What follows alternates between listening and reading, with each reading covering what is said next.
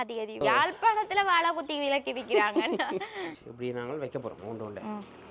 வீட்டின் முன்பகுதியை நாங்கள் இதை காட்டுறோம். இதுதான் எங்களோட வீட்டின் முன்பகுதி.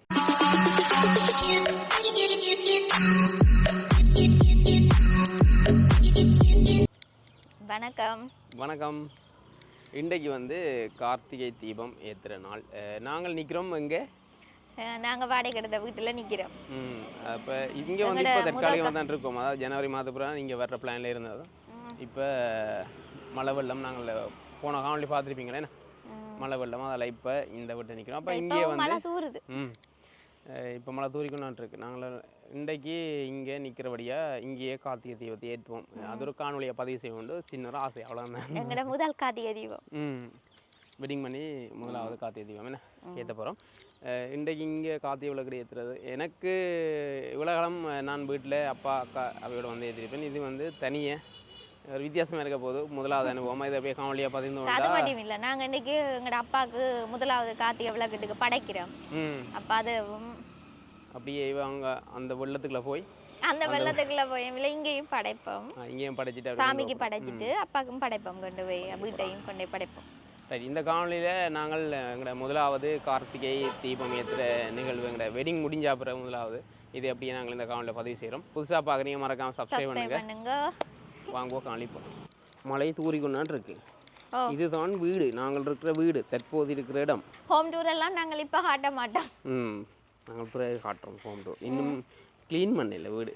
க்ளீனாக தான் இருக்குது. சாமான் ஒன்று நாங்கள் எங்கே கொண்டு வர இல்லை.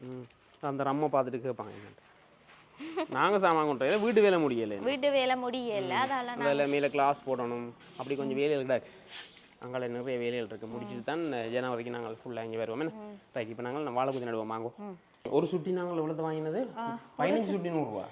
11 சுட்டி 100 ரூபா வாங்கினா. நேற்று வாங்கினா 11 சுட்டி. 15 சுட்டி இல்லை, அங்கால பக்கம் எல்லாம் மெலிவாத்தான் இருந்தது. இங்கே பாருங்க, எல்லாம் காய வச்சு இப்படி வச்சிருக்கேன். ரைட், இந்த இதில் தான் என்ன போட்டு போட்டு கொளுத்த போகிறோம். வாழை குத்தி ரெடி பண்ணோம். வாங்க போய் நடுங்க வாழைக்குத்தி. டவுன்ல பாத்தீங்களா வாழைக்குத்தி கூட வித்து வாழைக்குத்தி கூட இன்றைக்கு வித்து. அதுவும் வெளி மாவட்டத்துல வித்துறதா கூட பரவாயில்லை. கொழும்பு சைடு யாழ்ப்பாணத்துல வாழைக்குத்தி விலக்கி விக்கிறாங்க. எங்களுக்கு சிரிப்பா தான் கிடந்தது. வாழைக்குத்தி ஒரு வாழைக்குத்தி எடுக்கிற அளவு கூட யாழ்ப்பாணத்துல இடம் இல்லையான மாதிரி இருந்துச்சு. மழை பெய்யுதுண்டா என்ன செய்வீங்க? குடை பிடிச்சு ஒண்ணிப்பீங்க. மழை பெய்தான் ஒன்றும் செய்யலாம். இது நடுவுல வெட்டணும். எனக்கு தெரியும், எனக்கு ஒரே ஒருக்கா நம்ம வாழ்க்கையில ஒரே ஒருக்கா தான் இந்த இது வச்சிருக்கிறோம். ஏன்டா அப்பதான் அப்பா நின்றவர் எங்களோட. அப்ப சின்ன வயசுல எல்லாம் அப்பா செய்திருப்பார், ஞாபகம் இல்லை எனக்கு. இது எங்களுடைய அப்பா உங்களுக்கு சொல்லி தந்தார். ஒவ்வொரு வருஷம் கொளுத்துறது.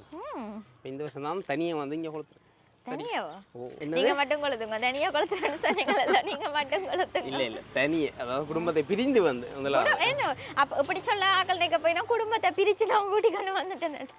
இப்படி எல்லாம் கதைக்கப்பட. இப்போ அடுத்தது என்ன செய்யணும்? அடுத்தது என்ன, இந்த இதுக்கு ஏதோ டெக்கரேட் பண்ணணும். அது உங்களுக்கு அதுதான் வந்து செய்வேன். எனக்கு தெரியாது டெக்கரேட். ஓகே வாங்க வா. இது ஆம்பளை எல்லாம் கொளுத்துறது உண்மையாகும். பின்ன கரெக்ட். இது இது இந்த இது அதுவும் எனக்கு தெரியாது. எண்ணெயை விட்டு விடுவோம் தெரியப்பா ஊருந்தானே. என்ன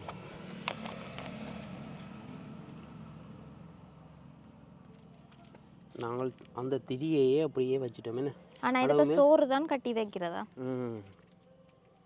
இப்படி நாங்கள் வைக்க போகிறோம் ஒன்று ஒன்று.